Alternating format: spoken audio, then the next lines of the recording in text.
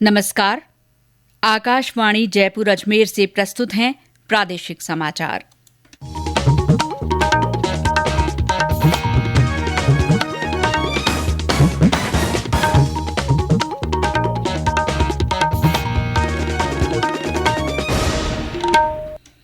मुख्य समाचार। प्रधानमंत्री नरेंद्र मोदी ने देश के विभिन्न जिलों के जिला अधिकारियों के साथ संवाद किया। कहा, आकांक्षी जिले देश की प्रगति में आने वाली बाधाओं को दूर कर रहे हैं। प्रधानमंत्री पराक्रम दिवस पर कल इंडिया गेट पर नेताजी सुभाष चंद्र बोस की होलोग्राम प्रतिमा का अनावरण करेंगे। बीएसएफ ने भारत पाक सीमा पर ऑपरेशन सर्द हवा शुरू किया। सीमा पर गश्त और चौकसी बढ़ाई गई।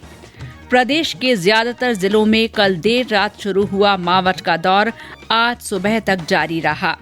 और भारतीय मानक ब्यूरो ने जयपुर में खिलौनों के शोरूम से बड़ी संख्या में बिना आईएसआई मार्क वाले खिलौने जब्त किए।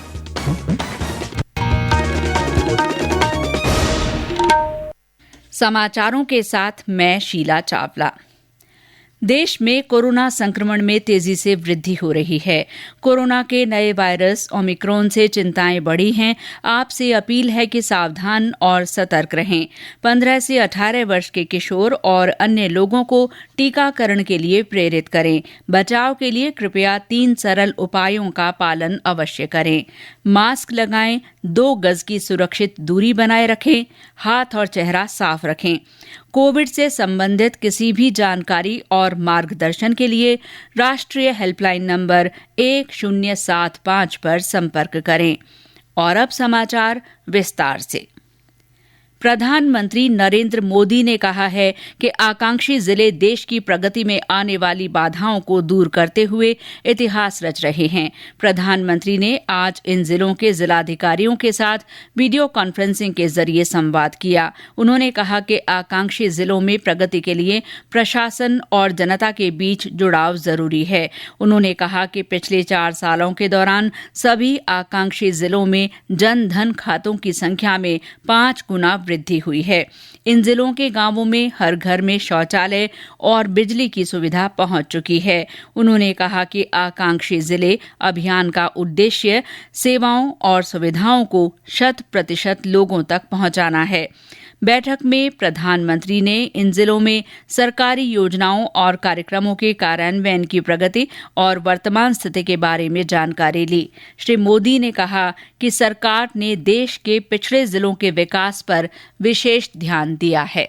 समग्र रूप से जब परिवर्तन नजर नहीं आता है तो जो जिले अच्छा कर रहे हैं उनमें भी निराशा आती है और इसलिए देश ने इन पीछे रह गए जिलों की हैंड होल्डिंग पर विशेष ध्यान दिया। आज एस्पिरेशनल डिस्ट्रिक्ट्स देश के आगे बढ़ने के अवरोध को समाप्त कर रहे हैं। आप सबके प्रयासों से एस्पिरेशनल डिस्ट्रिक्ट्स आज गतिरोधक के बजाय गतिवर्धक बन रहे हैं। जो जिले पहले कभी तेज प्रगति करने वाले माने जाते थे, आज कई पैरामीटर्स में ये एस्पिरेशनल डिस्ट्रिक्ट्स उन जिलों में भी अच्छा काम करके दिखा रहे हैं। प्रधानमंत्री नरेंद्र मोदी पराक्रम दिवस पर कल शाम 6 बजे नई दिल्ली में इंडिया गेट पर नेताजी सुभाष चंद्र बोस की होलोग्राम प्रतिमा का अनावरण करेंगे। केंद्र ने आजादी का अमृत महोत्सव के हिस्से के रूप में 23 जनवरी को नेताजी सुभाष चंद्र बोस की जयंती को हर साल पराक्रम दिवस के रूप में मनाने का फैसला किया है। नेताजी की 125वीं जयंती के उपलक्ष्य में केंद्र ने इंडिया गेट पर उनकी भव्य प्रतिमा स्थापित करने का निर्णय लिया है। ग्रेनाइट से बनी ये प्रतिमा स्वतंत्रता संग्राम में नेताजी के महान योगदान के प्रति कृतज्ञ राष्ट्र की श्रद्धांजलि होगी। प्रतिमा का काम पूरा होने तक उसी स्थान पर नेताजी की होलोग्राम प्रतिमा प्रदर्शित की जाएगी। प्रधानमंत्री कार्यक्रम के दौरान वर्ष 2019 से 2022 तक के लिए सुभाष चंद्र बोस आपदा प्रबंधन पुरस्कार भी प्रदान करेंगे। श्री मोदी 24 जनवरी को राष्ट्रीय बालिका दिवस पर प्रधानमंत्री राष्ट्रीय बाल पुरस्कार विजेताओं से वीडियो कॉन्फ्रेंस के माध्यम से बात करेंगे। इस बार समारोह का आयोजन आजादी का अमृत महोत्सव के अंतर्गत किया जा रहा है। देश में राष्ट्रव्यापी कोविड टीकाकरण अभियान के तहत अब तक 161 करोड़ 16 लाख से अधिक टीके लगाए जा चुके हैं। कल 67,49,000 से ज्यादा टीके लगाए गए। देश में कल 3,37,000 से ज्यादा लोगों में कोविड संक्रमण की पुष्टि हुई, जबकि 2,42,000 लोग ठीक हुए हैं। इसके साथ ही कोविड के सक्रिय रोगियों की संख्या बढ़कर 21,13,000 से अधिक हो गई है। देश में अब तक 10,050 लोगों में कोविड के नए वेरिएंट ओमिक्रॉन की पुष्टि हुई है।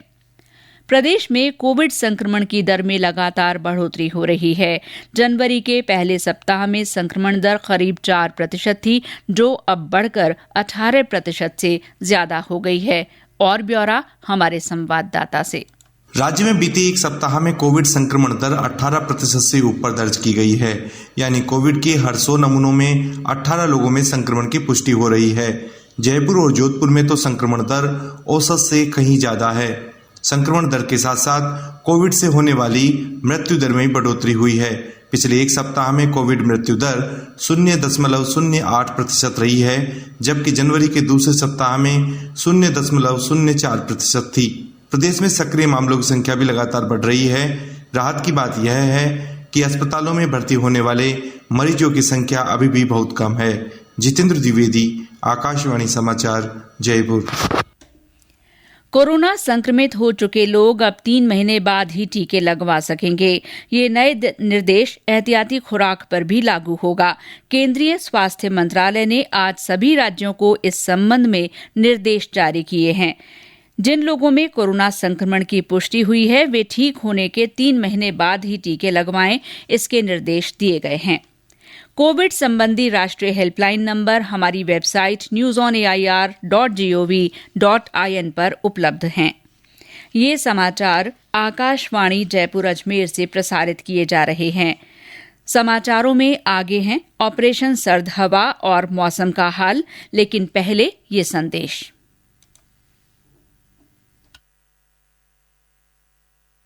चलो मिलकर एक शुरुआत करें, चलो एक फैसला आज करें। मास्क नहीं तो टोकेंगे, कोरोना को रोकेंगे।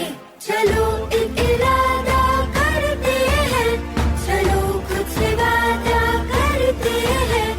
मास्क नहीं तो टोकेंगे, कोरोना को रोकेंगे।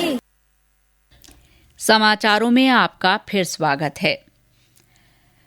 सीमा सुरक्षा बल बीएसएफ राजस्थान फ्रंटियर ने भारत पाक सीमा पर ऑपरेशन सर्द हवा शुरू किया है।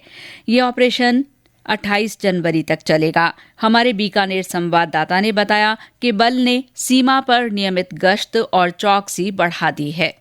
बीकानेर, बाड़मेर और जैसलमेर से लगती अंतर्राष्ट्रीय भारत पाक सीमा पर कल मध्य रात्रि से ऑपरेशन सर्द हवा शुरू हो गया। 28 जनवरी तक चलने वाले इस ऑपरेशन के तहत सीमा सुरक्षा बल के जवान विशेष चौकसी में जुटे हैं। गणतंत्र दिवस को लेकर भी इस ऑपरेशन का महत्व और बढ़ जाता है। अंतर्राष्ट्रीय सीमा पूरी तरह सील कर आम दिनों में होने वाली पेट्रोलिंग और गश्त के मुकाबले ऑपरेशन सर्द हवा में तारबंदी के आसपास नफरी को ज्यादा बढ़ाया गया है। यही नहीं, ऑपरेशन के दौरान सीमा पर बीएसएफ की इंटेलिजेंस विंग भी एक्टिव मोड पर है और अन्य खुफिया एजेंसियों से भी बीएसएफ के तालमेल के रहते हर एक संदिग्ध गतिविधि पर नजर रखी जा रही है। मोहम्मद रफीक पठान, आकाशवाणी समाचार, बीकानेर। और अब मौसम। प्रदेश में एक बार फिर पश्चिमी विक्षोभ सक्रिय होने के कारण ज्यादातर जिलों में कल देर रात शुरू हुआ मावठ का दौर आज सुबह तक जारी रहा। राजधानी जयपुर में बीती रात से आज सुबह तक 8 मिलीमीटर से अधिक बारिश हुई और शहर के कई हिस्सों में दोपहर तक सूरज के दर्शन नहीं हुए। सीकर के फतेहपुर में सबसे ज्यादा 41 मिलीमीटर बारिश हुई। बारिश के कारण सर्द हवाओं से ठंड बढ़ गई है। कुछ स्थानों पर आज सुबह कोहरा छाया रहा। किसानों और कृषि विशेषज्ञों के अनुसार ये मावठ रबी की फसल के लिए फायदेमंद है। गेहूं, जौ, सरसों और चने की फसल के लिए इस समय सिंचाई का समय है। ऐसे में मावठ से किसानों को सिंचाई की जरूरत नहीं होगी। मौसम विभाग ने कल जयपुर और भरतपुर संभाग के जिलों में कहीं कहीं हल्की से मध्यम बारिश की संभावना व्यक्त की है। सामाजिक न्याय और अधिकारिता मंत्री टीकाराम जूली ने आज अलवर के सरिस्का टाइगर रिजर्व के बफर जोन में नए टूरिस्ट रूट 12 लेवारी का शुभारंभ किया। उन्होंने पर्यटकों की गाड़ी को झंडी दिखाकर ट्रैकिंग के लिए रवाना किया। श्री जूली ने कहा कि इससे पर्यटकों की संख्या में वृद्धि होगी और पर्यटन को बढ़ावा मिलेगा।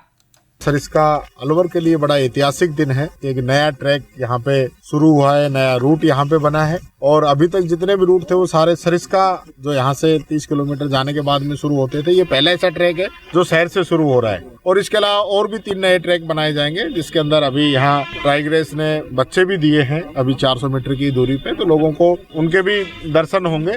और मैं समझता हूँ कि अलवर के लिए टूरिज्म का जो स्कोप है, इससे बड़ा कोई भी हब हो नहीं सकता। हम सब लोगों को मिलके अलवर के टूरिज्म को विकसित करना होगा ताकि यहाँ के लोगों को रोजगार भी मिलेगा, इस जिले को भी फायदा होगा, प्रदेश को भी फायदा होगा। भारतीय मानक ब्यूरो ने आज जयपुर के सी स्कीम में खिलौनों के एक बड़े शोरूम पर कार्रवाई करते हुए बड़ी संख्या में बिना आईएसआई मार्क के खिलौने जब्त किए। जब्त किए गए खिलौनों में सॉफ्ट टॉयज, बैटरी से चलने वाली कारें और अन्य खिलौने शामिल हैं। गौरतलब है कि केंद्र सरकार ने एक आदेश जारी कर 14 साल से कम आयु के बच्चों के लिए बनाए गए खिलौनों को 1 जनवरी 2021 के बाद अनिवार्य प्रमाणीकरण के अंतर्गत रखा है। इसी कारण बिना आईएसआई मार्क लाइसेंस के खिलौने बनाने वाले निर्माताओं पर बीआईएस की ओर से समय समय पर कार्रवाई की जा रही है। अलवर में विमंदित बालिका के साथ हुई घटना के विरोध में सर्व समाज न्याय संघर्ष समिति के आह्वान पर आज अलवर शहर पूरी तरह बंद रहा। दुकानदारों ने स्वेच्छा से बाजार बंद रखे। इस दौरान जिला और पुलिस प्रशासन तथा सरकार के विरोध में नारेबाजी की गई। और अब आजादी का अमृत महोत्सव से जुड़े समाचार। आजादी का अमृत महोत्सव।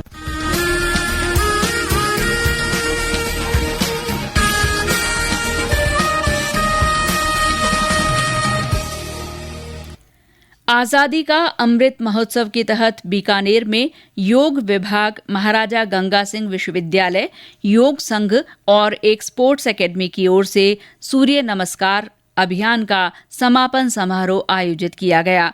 14 जनवरी से शुरू हुए अभियान में योग विभाग के 105 विद्यार्थियों ने लगातार 8 दिन तक ऑनलाइन सूर्य नमस्कार किया। और अंत में मुख्य समाचार एक बार फिर। प्रधानमंत्री नरेंद्र मोदी ने देश के विभिन्न जिलों के जिला अधिकारियों के साथ संवाद किया। उन्होंने कहा कि आकांक्षी जिले देश की प्रगति में आने वाली बाधाओं को दूर कर रहे हैं। प्रधानमंत्री पराक्रम दिवस पर कल इंडिया गेट पर नेताजी सुभाष चंद्र बोस की होलोग्राम प्रतिमा का अनावरण करेंगे। बीएसएफ ने भारत पाक सीमा पर ऑपरेशन सर्द हवा शुरू किया है। सीमा पर गश्त और चौकसी बढ़ा दी गई है। प्रदेश के ज्यादातर जिलों में कल देर रात शुरू हुआ मावठ का दौर सुबह तक जारी रहा। और भारतीय मानक ब्यूरो ने जयपुर में खिलौनों के शोरूम से बड़ी संख्या में बिना आईएसआई मार्क वाले खिलौने जब्त किए। इसी के साथ प्रादेशिक समाचार बुलेटिन समाप्त हुआ। नमस्कार।